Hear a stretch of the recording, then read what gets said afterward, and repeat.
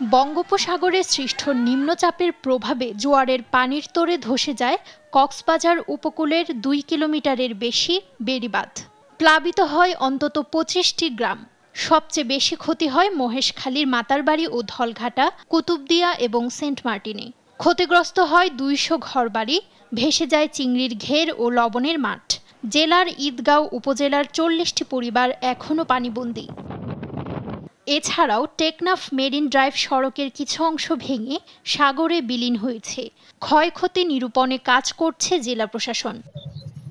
এদিকে গেল দুদিনের ঝড় ও টানা বৃষ্টিতে বিধ্বস্ত হয়েছে ভোলার ৭ উপজেলার প্রায় ৫,০০০ ঘরবাড়ি। তজুমুদ্দিনে বাঁধ ভেঙে লোকালয়ে ঢুকে পানি, নিঃস্ব হয়ে অনেকের ঠাঁই হয়েছে খোলা আকাশের নিচে। এমন বৃষ্টি বাতাস বন্যা আমরা জীবনে দেইনি, যে ঝড় বৃষ্টি কালকে হয়েছে। ক্ষতিগ্রস্ত এলাকায় ত্রাণ পৌঁছে দেওয়ার পাশাপাশি পরিস্থিতি স্বাভাবিকে কাজ করছে জেলা প্রশাসন। আমরা প্রত্যেকটা ঘরে ঘরে ত্রাণ হিসেবে আমরা চাল পৌঁছে দেওয়ার চেষ্টা করছি, শুকনো খাবার পৌঁছে দেওয়ার চেষ্টা করছি। গতকাল থেকে শুরু হয়েছে। আমরা সারাদিন আমাদের উপজেলা নির্বাহী কর্মকর্তাগণ বিভিন্ন উপজেলায় এগুলো বিতরণ করছেন এবং আগামীকাল অব্যাহত থাকবে। পটুয়াখালীর আগুনমুখা, রমনাবাদ, পায়রাসহ কয়েকটি নদীর পানি বেড়েছে ৩ থেকে ৪ ফুট। ভেঙে গেছে বন্যা নিয়ন্ত্রণ বাঁধ। এতে প্লাবিত হয়েছে কয়েকটি গ্রাম। বাড়িঘরে হাঁটু থেকে কোমর পানি। তলিয়েছে ফসলি জমি ও গ্রামীণ সড়ক। ভেসে গেছে পুকুরের মাছ।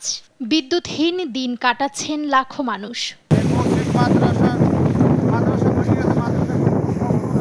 ঘেরা ছেলে তাও তলাই গেছে, জাল ফলা দেওয়া ছেলে তাও ছিঁড়ে বিড়ে নিয়ে গেছে। এছাড়াও মুসাপুর রেগুলেটর ভাঙা থাকায় জোয়ারের পানি ঢুকে পড়ে ফেনীর ছোট ফেনী নদীতে। এতে ২ দিনে পানি বাড়ে ২ থেকে ৩ ফুট। ফলে প্লাবিত হয়েছে সোনাগাজী উপকূলের নিম্নাঞ্চল। তবে শনিবার দুপুর থেকে ফেনীতে পরিস্থিতি কিছুটা স্বাভাবিক হতে শুরু করেছে। বিদ্যুৎ সরবরাহ স্বাভাবিক করতে চেষ্টা চালিয়ে যাচ্ছে কর্তৃপক্ষ। ২-৩ দিন বৃষ্টির মধ্যে কামাই একেবারেই কম আছে। মানুষের ভিতরে যখন রোদ দেখতে পাচ্ছে, মানুষের আতঙ্ক কাটছে। এদিকে ২ দিন বন্ধ থাকার পর শনিবার সকাল ৭টায় বরিশাল থেকে সব রুটে লঞ্চ চলাচল শুরু হয়। এছাড়া চাঁদপুর, মুন্সিগঞ্জ, বরগুনা ও ভোলা সহ বিভিন্ন রুটে স্বাভাবিক হয় নৌযান চলাচল।